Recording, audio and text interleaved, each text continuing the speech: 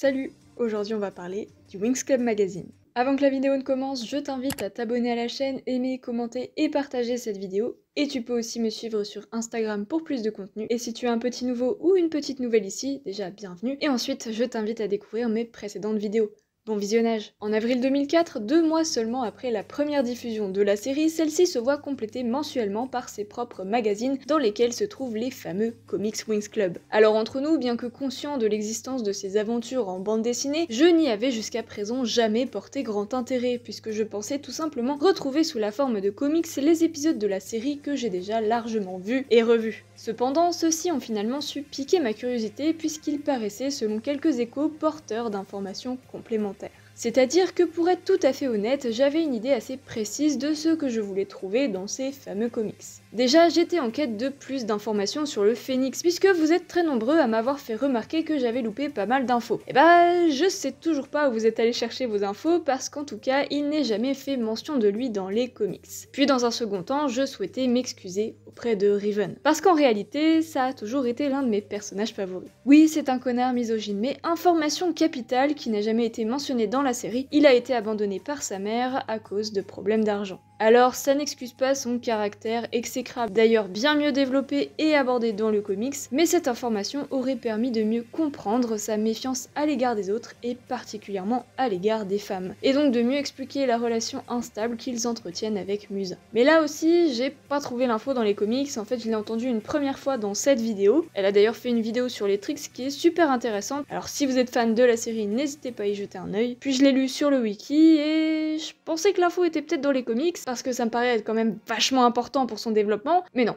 Et du coup, ma quête de fragments perdus était largement mise à mal. Et pourtant, je me tiens quand même aujourd'hui devant vous pour vous parler de ces fameux comics.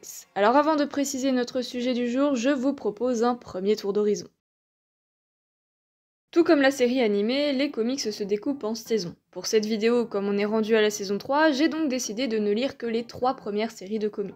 Et honnêtement, sans vouloir spoiler mon impression, j'aurais préféré m'en passer. Les comics se déclinent de deux manières. D'un côté, les histoires complémentaires que je qualifierais de tranches de vie, et de l'autre, celles qui reprennent le scénario plus ou moins fidèlement, ou qui le poursuivent à travers des intrigues intermédiaires. Parce qu'en fait, ces magazines sortent en décalage par rapport aux saisons, et donc s'apparentent à une forme de transition entre celles-ci. Un peu comme des fillers, mais en bande dessinée. Alors si on est de bonne foi, on se doute bien que l'utilisation de la bande dessinée ici n'est pas là pour innover ou pousser plus loin l'œuvre, mais plutôt pour profiter de la popularité de la franchise. Donc en toute première impression, on pourra faire le constat que graphiquement, ça va jamais très loin. Au début, chaque chapitre est plus ou moins dessiné par quelqu'un de différent, alors autant quelquefois il y a des planches plutôt sympathiques et expressives, autant quelquefois erreur technique on va dire. Puis à partir de la saison 2, le style graphique se fixe pour se conformer de plus en plus au style du dessin animé. Bref, le but ici n'est pas d'exploiter cet art pour proposer quelque chose de nouveau, mais simplement de produire à des fins commerciales afin de s'ancrer solidement dans notre culture populaire. Alors outre une esthétique qui ne prend pas vraiment en compte le changement de média et qui propose parfois des images catastrophiques, ce qui est encore plus catastrophique, c'est que l'ensemble est à l'image de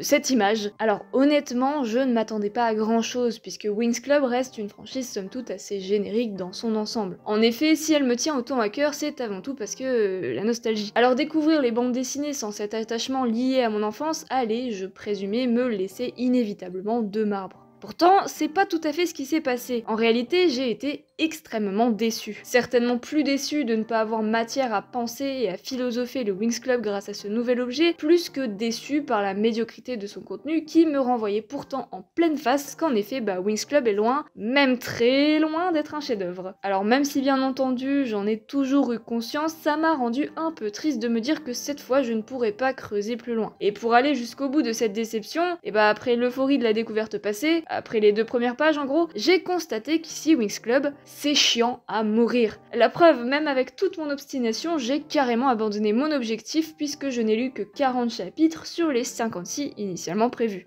Parce que dans cette perspective de l'univers Winx Club, les intrigues sont plus que superficielles et extrêmement répétitives. Les subtilités et nuances qu'apporte la série par ses propos et thématiques ne sont pas du tout présents, et surtout, les Winx ne se battent jamais. Du coup, j'étais un peu embêtée, parce que à part vous dire les comics Winx Club sont éclatés au sol, ce qui est somme toute un propos pas super intéressant ni super développé, qu'est-ce que j'allais bien pouvoir vous raconter cette fois-ci ? Ce qui est cool avec le comics, et qui est à peu près la seule chose cool ici, c'est qu'il nous propose une vision non Alphea-centrée. Et finalement, c'est là que se trouve tout mon sujet, puisqu'enfin, on a accès à une vision assez globale de la structure de Magix et plus largement de la dimension magique. En fait, en s'attardant sur l'aspect tranche de vie du Winx Club, ce qui dans l'anime est ce qui nous intéresse en général le moins, le comics permet d'affirmer davantage la construction de son univers et plus précisément son modèle de société. Et donc, couplé à ce que l'on sait à travers le dessin animé, on va se rendre compte que Magix est bien loin de l'utopisme à travers lequel la série nous l'a dépeinte jusqu'à présent.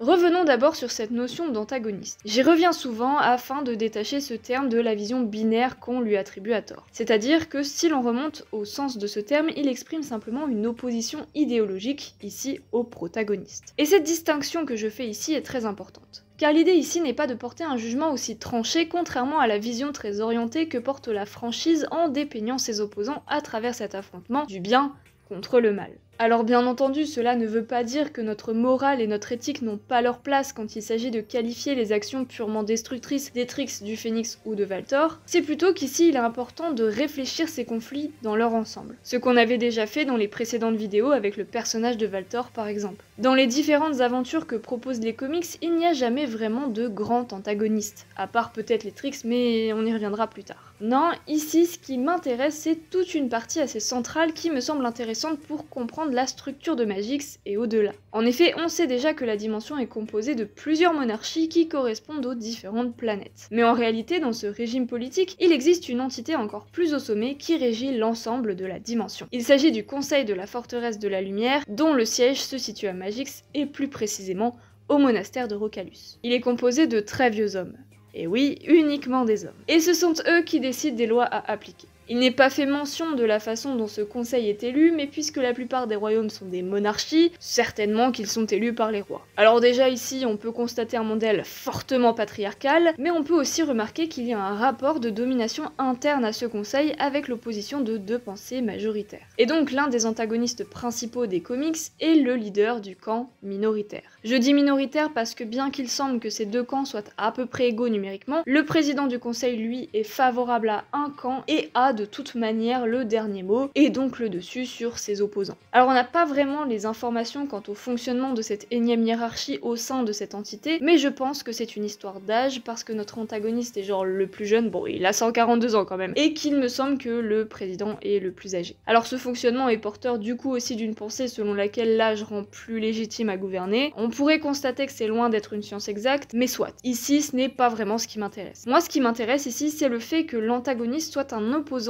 au pouvoir en place, mais dans une mesure disons plus modérée. On ne connaît pas précisément les motivations de cet adversaire, on sait juste que c'est l'ennemi parce qu'il veut renverser le président du conseil. Et c'est là que c'est hyper intéressant, parce que ça va affirmer que nos héros ne s'en battent pas pour le bien commun, mais pour l'idéologie en place. Et il me semble que c'est une nuance assez importante. Bref, pour faire court, mon sujet repose ici sur l'affirmation suivante, Magix n'est pas une utopie.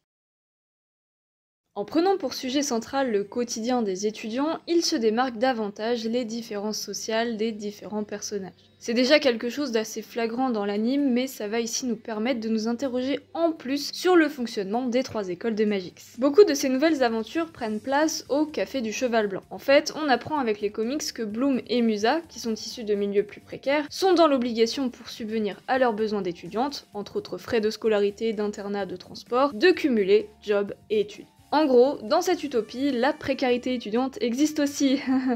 Je rigole, mais c'est pourtant pas si faux. Au-delà de ça, même si ce n'est jamais vraiment dépeint clairement, il semblerait aussi que le modèle économique repose sur le capitalisme. Je vais pas m'avancer beaucoup plus là-dessus parce que c'est qu'une déduction, mais il y a aussi tout un traitement des préoccupations propres aux personnages des classes les plus élevées, pour ne pas dire royales, qui prennent d'ailleurs bien plus de place que celles des personnages de milieux populaires. À travers ces différents exemples qui tournent beaucoup autour d'une injonction au mariage le plus tôt possible, souvent arrangé et toujours avec des personnes de leur milieu pour les princes et princesses du groupe, on peut y voir une forme d'illustration de la reproduction sociale. C'est-à-dire, afin de conserver sa position sociale élevée, rester entre soi. Aussi, on peut constater une forte présence de la protection des bourgeois entre. Par exemple, le père de l'amoureux d'Icy, un riche politique, use de ses contacts et de son argent afin d'échapper à la justice. Et en plus, afin d'assurer la protection de son statut social, cherche à fiancer son fils à une riche héritière. Aussi, cet exemple peut nous amener à ce constat.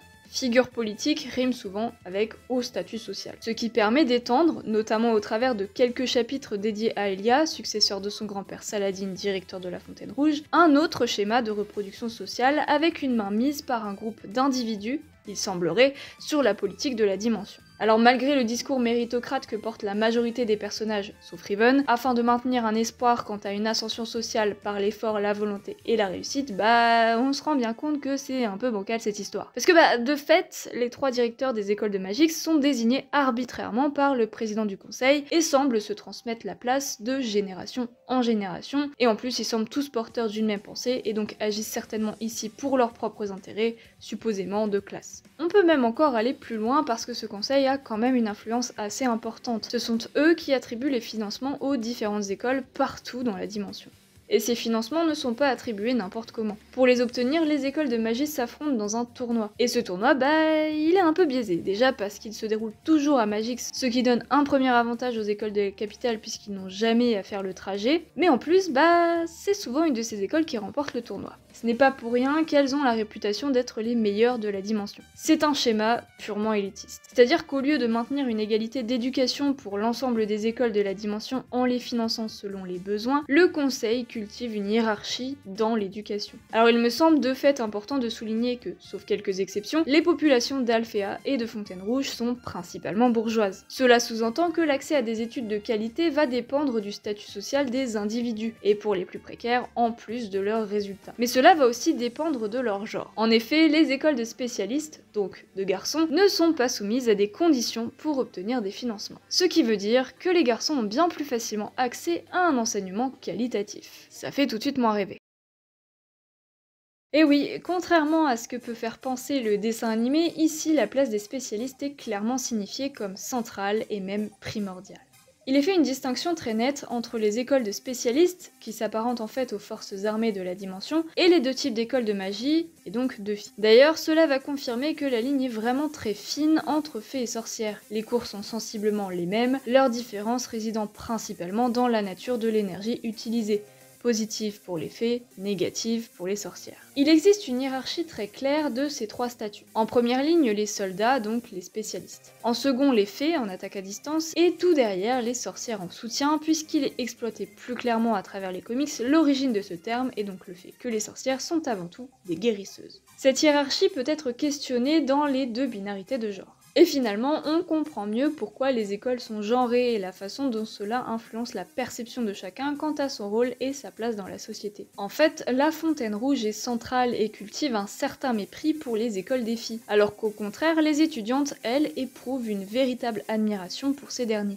La première interaction entre Musa et Timmy va d'ailleurs dans ce sens. Il est dit aux garçons de la Fontaine Rouge qu'ils sont indispensables. Ce sont eux les plus capables, ils doivent protéger la dimension, mais aussi les fées d'Alphéa et les sorcières de Tournuage. Cependant, puisque tout à fait minimisés, ils ignorent absolument toute la puissance dont sont tout aussi bien dotées les fées. Cependant, il est dit aux filles que le rôle des spécialistes est de les protéger, car même si elles sont bien plus puissantes, elles sont aussi bien plus fragiles parce qu'elles s'épuisent plus vite en combat. Ici, on peut y voir avant tout une façon de brider les capacités des étudiantes afin de maintenir une soumission féminine à la domination masculine.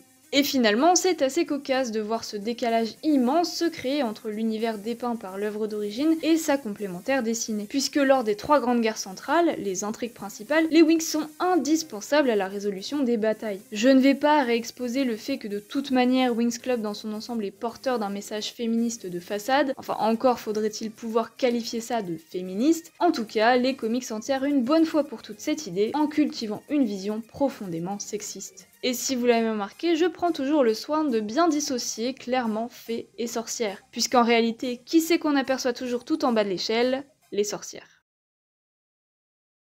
Il est affirmé par Griffin que les 3 écoles ont toutes pour vocation de former les étudiants à la protection de la dimension magique. Cependant, puisqu'elles utilisent la magie noire, les sorcières sont toujours perçues par la société comme des ennemis, alors qu'elles ont pourtant tout autant la volonté de protéger la dimension, ou devrais-je dire, leur dimension. Alors même si on peut supposer qu'il existe aussi inévitablement une hiérarchie parmi les spécialistes et donc parmi les hommes, cette différence de traitement est bien plus marquée et exploitée à travers la rivalité ô combien centrale des fées et des sorcières. Il peut alors être intéressant de souligner cette réplique de Darcy dans sa première interaction avec Riven, lorsqu'elle lui explique son rôle de sorcière en tant que guérisseuse. Les sorcières sont vouées à soigner, la souffrance de ne pas être aimée par exemple, ou de ne pas être appréciée à sa juste valeur. Outre le fait que cela explique d'autant plus le lien spécial existant entre Riven et Darcy, cela fait référence à un élément capital. Même s'il est véhiculé la pensée selon laquelle les sorcières seraient par essence solitaires, celles-ci souffrent pourtant toutes de ce manque d'amour et de reconnaissance. Alors on pourrait se dire que cette fameuse règle du code des sorcières qui insiste sur le fait qu'une sorcière ne pourra jamais compter que sur elle-même cultive une méfiance pour autrui et donc agit un peu comme une impossibilité de rébellion de cette population. Mais cela renforce peut-être aussi un sentiment communautaire chez elle. Et la meilleure illustration de ce lien paradoxal est encore et toujours notre trio préféré. Je parle bien évidemment des Trix. En effet, dans les comics, les Trix sont très mis en avant et bénéficient d'ailleurs d'un bien meilleur traitement et des chapitres que je considère être les plus intéressants. On y voit s'y affirmer plus clairement la dynamique du trio. Et il est peut-être intéressant de souligner que les Trix sont tout aussi violentes que fusionnelles entre elles. Alors on est en droit de se demander d'où leur vient toute cette violence qui, selon moi, n'a rien à voir avec une malveillance innée. Comme je l'ai énoncé plus haut, les fées et les sorcières se détestent. Et c'est avant tout parce qu'elles ne se sont jamais vraiment rencontrées et se reposent sur des a priori de méfiance et de mépris les unes envers les autres. Et ce constat de mépris envers la population sorcière est tout autant applicable pour les étudiants de Fontaine-Rouge et même bien plus largement sur la population tout entière. Mais à quoi est due cette peur des sorcières? Potentiellement à la Grande Guerre qui a eu lieu sur Domino. En effet, pour isoler une population ou délégitimer celle-ci, il est facile d'en cultiver une fausse image en la résumant médiatiquement par des faits négatifs. Dans la dimension magique, l'image de la sorcière a l'air fortement représentée par celle des trois ancêtres. De fait, les sorcières sont perçues négativement par la majorité de la population, c'est un fait. Et on pourra aussi se rappeler de cette fameuse phrase absolument pas anecdotique que balance Sky au calme dans la saison 3. Autrefois, les sorcières finissaient sur le bûcher, elles périssaient par le feu purificateur. Qui sous-entend très clairement que l'ostracisation de la population sorcière ne date pas d'hier, et donc date de bien avant les trois ancêtres. Cette histoire tragique qui rattache toutes les sorcières entre elles est donc une piste fondamentale pour comprendre leur violence, ou plutôt leur souffrance. Et pourtant, cette souffrance, on pourrait se dire que la majorité des sorcières a pour volonté de l'utiliser afin même de protéger cette population qui l'a pourtant et continue de l'opprimer. Mais au-delà d'un passé meurtri, les sorcières portent également chacune une histoire individuelle qui semble souvent marquée par une enfance difficile dans une proportion plus ou moins misérable. On peut s'appuyer sur l'exemple de Myrtha et Lucy qui semblent, tout comme les Trix, avoir grandi ensemble, potentiellement dans une sorte d'orphelinat. Peut-être que la plupart des sorcières n'ont pas pu grandir auprès de leurs parents au sein d'un foyer confortable et aimant. Cela ne serait alors bien souvent pas un choix pour ces filles de devenir sorcières, et justement, si l'on en revient au cas des Trix, on apprend qu'elles sont originaires du royaume de glace et qu'en l'absence de leurs parents, ont toutes trois été élevées par des nourrices qui, une fois qu'elles en ont eu l'âge, s'en sont comme débarrassées en les envoyant vivre à Tournuage. Ce qui, je pense, ne fait que s'ajouter une fois de plus au sentiment d'abandon et de trahison très présent dans le cœur des Trix. Alors comme ça, on pourrait penser que tout s'organise de manière très déterministe, en faisant du statut de sorcière une fatalité pour toutes les femmes pauvres et orphelines de la dimension magique. Alors heureusement, on a de parfaits contre-exemples, Myrtha et Lucy qui tentent à leur manière de se défaire de cette vision. Myrtha en prenant la décision de tenter sa chance à Alphea, et Lucy en ayant pour objectif de déstigmatiser l'image des sorcières en atteignant le même statut que Griffin. Alors il est intéressant de détailler ce qu'est le statut de la directrice de la Tournuage. Dans les comics, il y a un élément très important à souligner. Les Trix ne vont jamais en prison. Alors c'est avant tout une facilité scénaristique afin de construire les intrigues des comics autour de la rivalité Winx versus Trix, mais il est en fait plus important de remarquer que cette décision est à chaque fois prise et soutenue par Griffin. On l'a déjà évoqué auparavant, mais les Trix sont en recherche constante de reconnaissance. Quand elles arrivent à Tournuage, leur modèle devient alors Griffin, qui tout comme Faragonda considère ses étudiantes comme ses propres filles. Alors on peut supposer que le choix de Griffin de s'opposer à la prison pour les trois sorcières est à la fois motivé par sa culpabilité et son refus d'échec, mais aussi parce qu'elle se reconnaît très certainement au travers des trois jeunes sorcières qui ont finalement suivi un parcours similaire au sien. Griffin espère certainement guider ses étudiantes vers un avenir plus lumineux, comme certains ont pu le faire pour elle à Alphea quand elle était jeune. Et finalement, elle se veut à la fois proche de ses étudiantes par un passé commun, et à la fois opposée, puisqu'en réussissant, elle s'est hissée au sommet et participe finalement elle aussi, à travers ce paradoxe d'être à la fois une représentante des sorcières, mais aussi de l'idéologie dominante à Magix, à maintenir les rapports de force établis. Donc, quand les Trix se voient rabaissés par cette dernière en essayant d'agir en sorcière, ceux-là cultivent toujours leur sentiment d'être seuls contre tous. Et finalement, on peut se demander si une sorcière n'est pas vouée à vivre dans une forme de souffrance et de solitude éternelle, puisqu'elle a par essence besoin de ces souffrances pour guérir et protéger les autres. Alors, la dimension cultive la soumission de cette population pour le profit des populations socialement dominantes. Ce qui renforce une fois de plus le cycle perpétuel dans lequel sont enfermés les Trix. Ce qui d'un côté cultive et renforce toujours leur haine envers la dimension magique, et qui en plus les empêche également quelque part de s'en sortir, puisqu'elles ne peuvent et ne doivent, si on se fie au code des sorcières, faire confiance à personne d'autre qu'elles-mêmes. Visiblement, les Trix aspirent à la même chose que tout le monde, le bonheur. Mais ce bonheur leur paraît certainement inaccessible puisqu'il leur a toujours été confisqué. La Tour Nuage semble être un lieu destiné à guider ces étudiantes dans la gestion de leur colère, de leur souffrance, de leur tristesse, tout en cultivant paradoxalement aussi cela. Finalement, c'est tout à fait compréhensible que les Trix et même l'ensemble des sorcières s'enferment dans une haine des autres et du monde. Enfin, même si les comics nous proposent des éléments complémentaires au développement de nos 3 sorcières préférées, il ne va pourtant pas beaucoup plus loin, en faisant par exemple du plan de vengeance des Trix une immense clownerie. Quel plan machiavélique, nous allons voler les petits amis des Winx! Oui, c'est vraiment ça leur plan pour se venger. Bon, malgré tout, les scénaristes leur ont quand même fait un petit cadeau. Elles ont des putains de motos qui pètent la classe!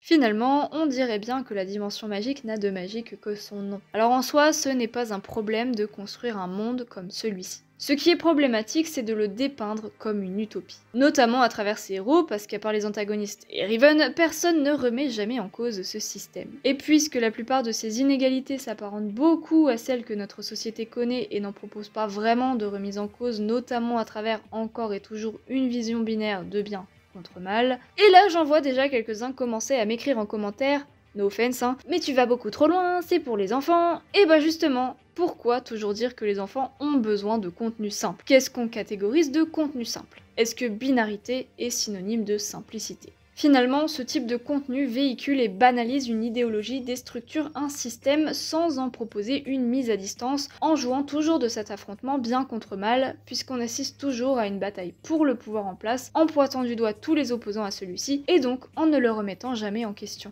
Les enfants ne sont pas bêtes, et le monde n'est pas noir et blanc, donc pourquoi ce serait plus simple de proposer toujours un affrontement où le jugement du bien et du mal y est toujours tranché et figé? Finalement, ce ne serait pas plus simple de proposer un contenu nuancé, même pour les enfants, puisque la vie est faite ainsi, en teinte de gris. Avant de se quitter jusqu'au mois prochain, je vous remercie grandement à tous et à toutes pour votre soutien et tous vos gentils messages. On est maintenant un peu plus de 1200 sur cette chaîne, c'est juste incroyable. J'avoue que c'est assez intimidant de se dire que maintenant j'ai une parole de plus en plus audible ici, mais écoutez, je compte bien en profiter. Si vous souhaitez me soutenir davantage pour que je puisse continuer de vous proposer un contenu qualitatif et régulier, eh ben écoute, maintenant moi aussi je suis un panneau publicitaire et fier de l'être.